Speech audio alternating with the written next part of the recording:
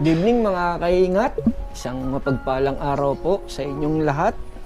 Saan man po kayong panig ng mundo, kamusta po kayo? Lagi po kayong mag-iingat. So, kung napapansin nyo madilim, pauwi na tayo mga kaingat, no? At kanina pa naka-duty at panghapon tayo. So nag-out ako ng 9 PM mga kaingat at ngayon ay pauwi na ako.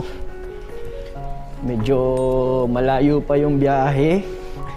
So I'm happy na napanood natin kay Ka-Business na yung i-reveal niya na yung sinasabi niyang 2 hectares na binili niya kay Wakiwak TV. So syempre lahat naman siguro tayo happy para kay Ka-Business at sa mga kagwang.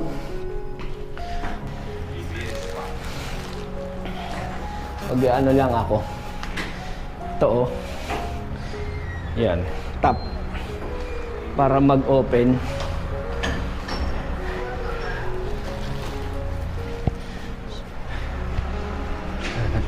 Mga kaingat taas.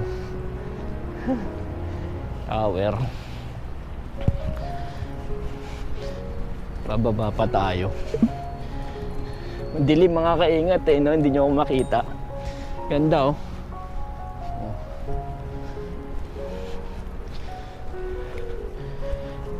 Siguro makakauwi ako sa bahay mga 10 PM na or past 10. Sana hindi na matraffic.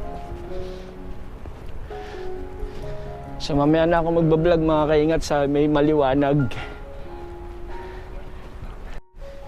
Dito na tayo sa ELJ building. Ayan Umagang Kay Ganda. Yung dating studio ng Umagang Kay Ganda mga kaingat. Yung morning show ng ABS-CBN. Yan. Good evening. Dito na tayo sa kabilang building. At magtatap ulit tayo. Okay. Ditap kasi yung ID, may chip yung ID namin para makalabas.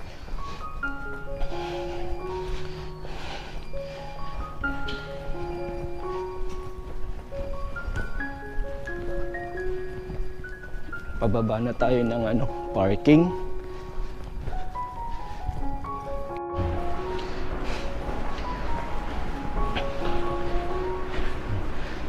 Shoutout po pala sa lahat po pala ng mga nagme-message sa mga videos ko. Maraming salamat po sa patuloy nyo pong pagsuporta po sa akin at pagtitiwala. Maraming salamat din po pala sa mga patuloy na nagdarasal sa mga pinagdadaanan ko. At tuloy lang ang buhay mga kaingat. Hanggat may hininga, may pag-asa. Hanggat may buhay, laban mga kaingat. Meron akong mga subscribers na nagme-message na meron ding mga pinagdadaanan na cancer. Yung iba nag-PPM sa akin. So yun nga, syempre kailangan ng lakas ng loob para labanan yung problema. Pagdating ng panahon, sasabihin na lang natin na kaya pala natin at nalagpasan pala natin mga kaingat, no? Dito na tayo sa parking ng motor. At samahan nyo ako sa biyahe mga kaingat para makita nyo kung traffic ba o hindi sa dinadaanan ko. So time check 9:25 na mga kaingat. So biyahe po muna ako.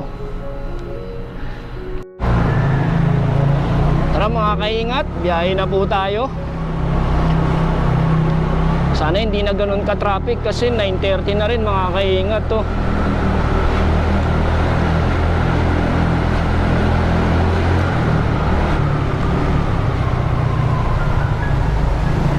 Marami pa kayang bumabiyahe.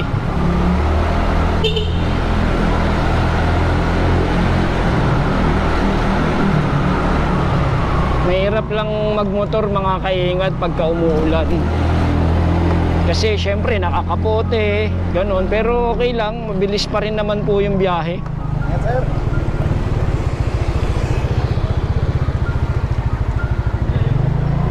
Yung mga kaingat to, bahay ni Kuya, PBB House.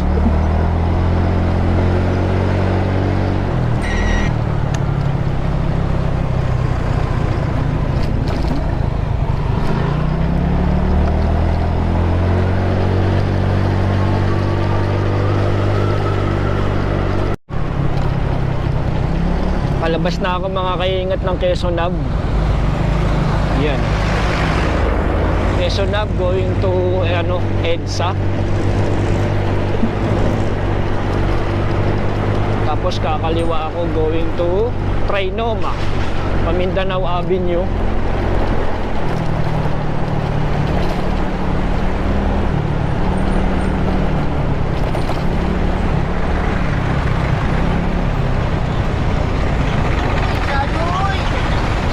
Stop muna tayo mga kaingat.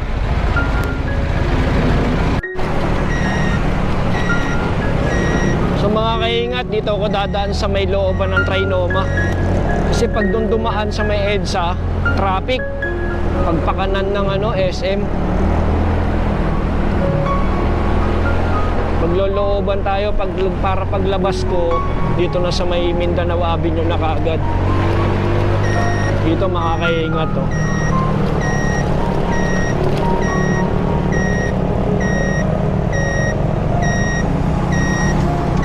Ito, Trinoma, Mindanao Car Park. O, dun sa mga makakapanood nito na laging bumabiyahe sa ganun lugar, sa may EDSA, tapos kakanan ka naman papunta rito sa may SM going to Mindanao Ave, dito ako dumadaan. O, diba? Less yung time para doon ka sa traffic. Medyo uwian na ng mga uwian na din.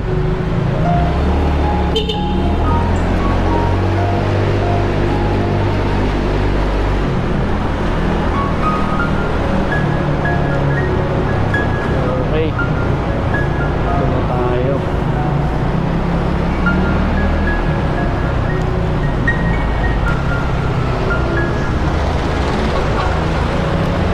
Dito na ako sa Mindanao Avenue na.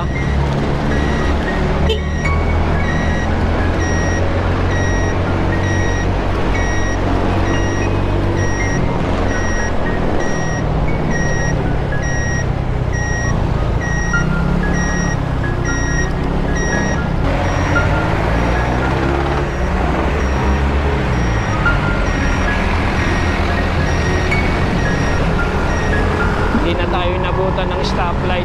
Tama lang. Ito, along Mindanao Avenue na to.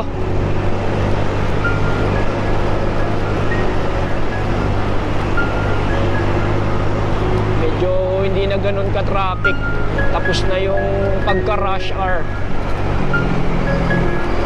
Banda doon na lang, sama-sama na sa may Sauyo Road, sa may papuntang Novaliches.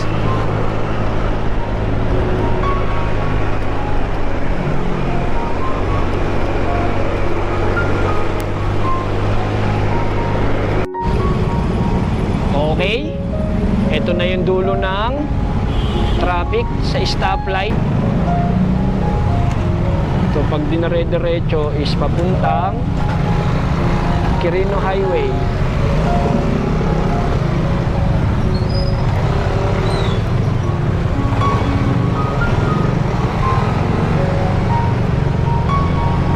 Kaya kailangan mag-ingat ka rin sa gilid kasi may mga time na may mga kumakat. So, ingat din.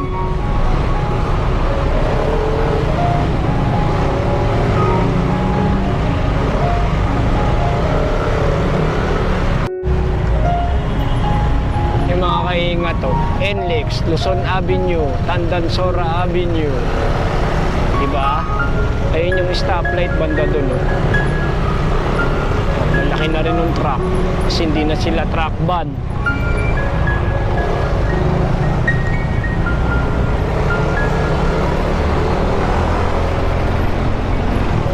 Tapos pag ganyan mga kaingat, medyo Pagtatagal pa tong stoplight na to ginagawa ko, kumakanan na ako dito. Kasi ang susunod sa stoplight is yun, no? Sila ang susunod. Ang ginagawa ko, nag-U-turn ako dito. Ayan, oh, mga kaingat, U-turn slot. Para syempre, makalagpas na tayo kagad. O, diba? Eh, mga pinagbabawal na technique.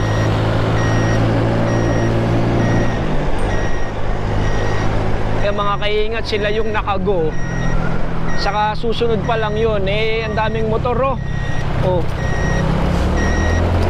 Di go na ako ulit. Metro North Medical Center. Traffic sa kabilang mga kaingat kasi yung mga truck na galing ng mga expressway, yung mga cargo, yan, pila-pila sila dyan. Hanggang madaling araw sila dyan, mga kaingat.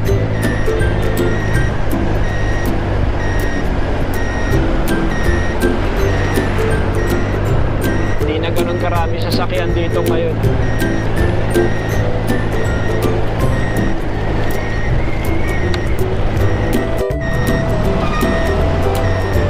Dito na tayo, Tandansora, Mindanao Ave. Tayo sa kanan. Kasi truck, late truck ng ano yan, daanan ng truck. Yan, o.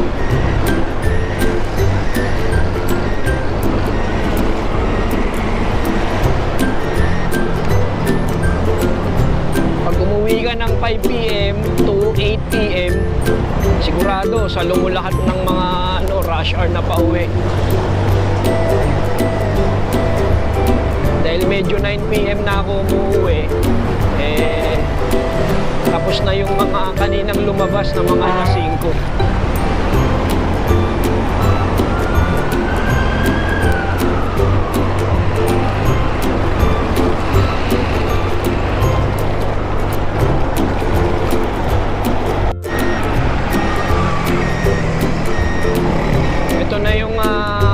Mindanao Ave, dito na maghihiwalay mga kaingat going to Mindanao Expressway and pakanan going to Novaliches Bayan.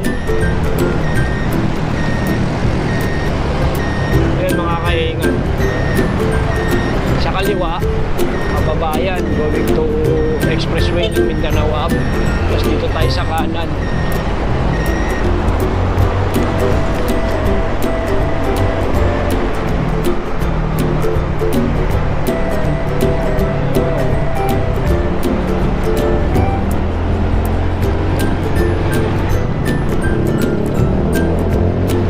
Tayo dumaan kasi medyo madilim dun sa isang shortcutan ko eh, sa may SB Road, medyo madilim. So dito na ako sa may Sauyo Road. Sa mga nakakaalam na napaka-traffic, ayan, oh. Ewan ko kung hanggang kailan na lang yung mga jeep na bumabiyahe dito dahil sa franchise hindi na i-renew. Yun ang sabi ng presidente ng Pilipinas. So tingnan natin kasi maraming mawawala ng trabaho. Siyempre kahit kayo yung lumagay sa kinatatayuan nila, di ba? Nagpapaaral ng anak, doon kumukuha ng panggastos sa araw-araw, eh kawawa rin. Kaya hindi natin alam kung doon tayo sa sa side ng government o sa side ng mga tao, mga mamamayan.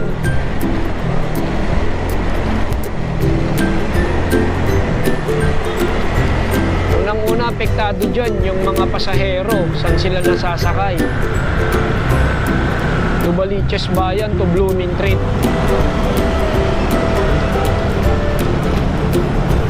May minimal traffic na naman dito sa may Sauyo.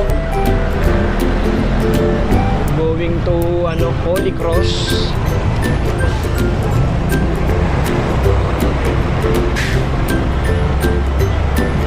Hindi ako dumadaan dito dito mga kaingat pag rush hour. Kasi talagang ultimo tong gilid, punong-puno ng motor pa uwi.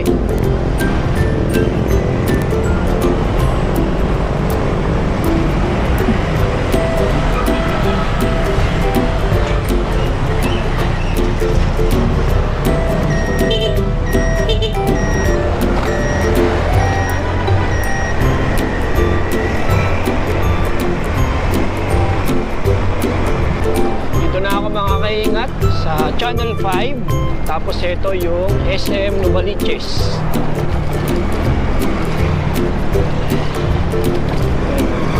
SM Novaliches mga kaingat to. Konti na lang din yung mga empleyadong lumalabas, yung mga graveyard shift na lang. Sarado na.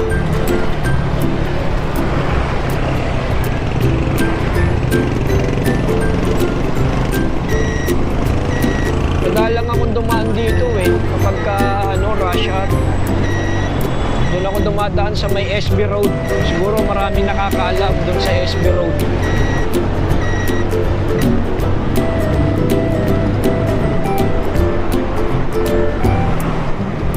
Sadyang madilim lang talaga pagka gabi bumabiyahe. Yung video.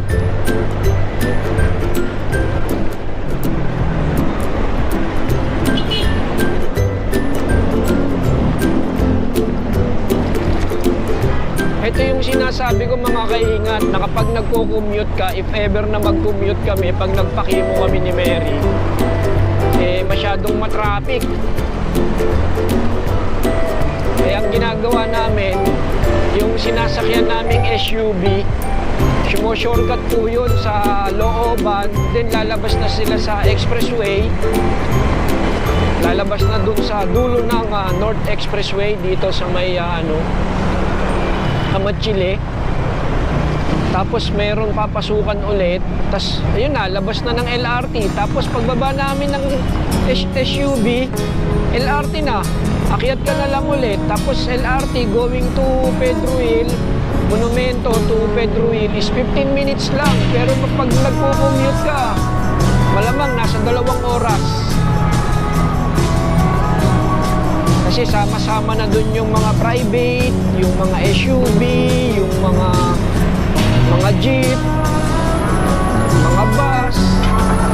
Kaya mahirap din mga kaingat. Mas maganda yung nag-LRT para hindi stress.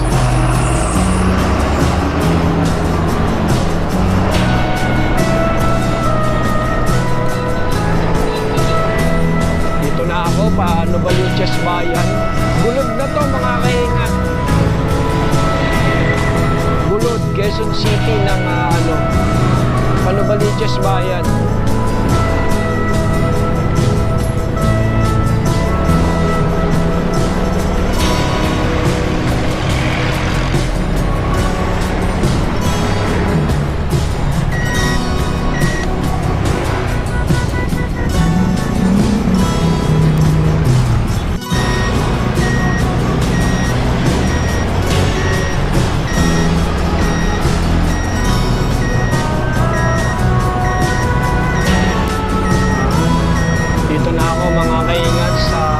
Novaliches Bayan proper, palengke.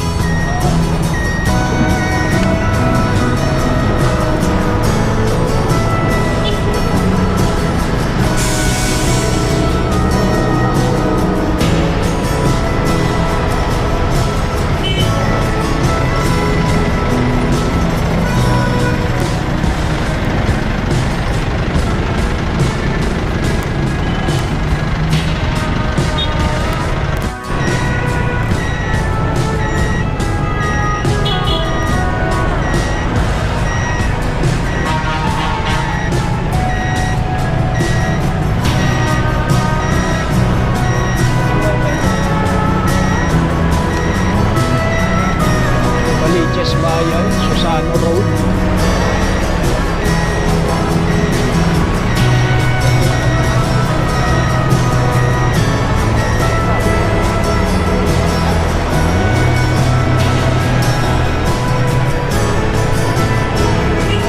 Novaliches Bayan hanggang ko nasa 10 minutes. Ganun. Basta hindi siya traffic. Pero pinakamatagal na yung 15 minutes pag nakamotor.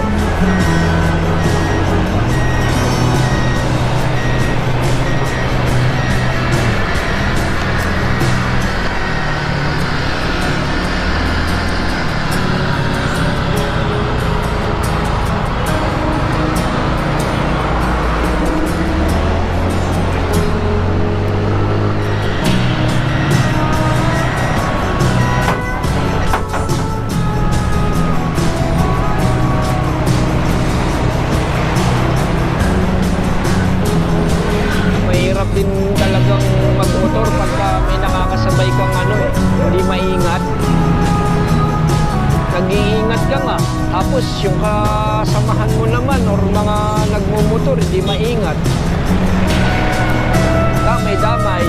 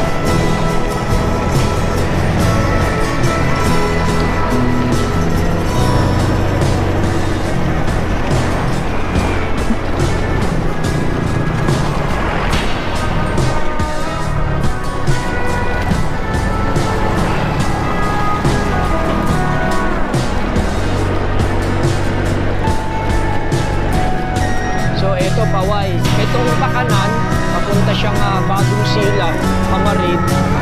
Pauwi rin sa bahay namin, mga kaingat dyan. Pero dito kasi ako sa kaliwa. Caloocan North pa rin. Going sa bahay ng nanay ko.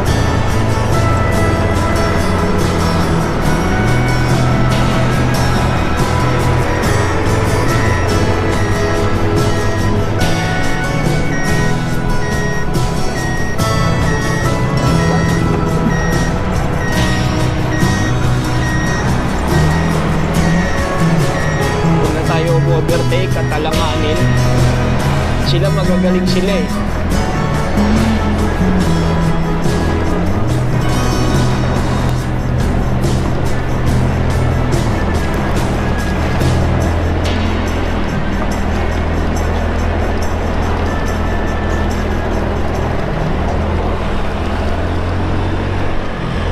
So ito na mga kaingat, Diparo na. Diparo Road. Pag dinire-diretso papuntang Sports Complex, Bagumbong. So dito na ako, kakanan na ako mga kaingat. Yan ang araw-araw na biyahe ko. Umaga, madaling araw, gabi.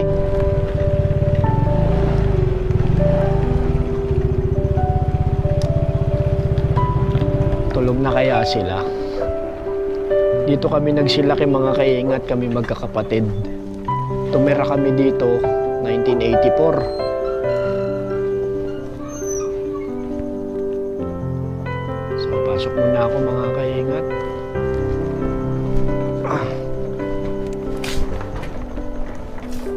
Tulog na ba? May ginagawa si Bon.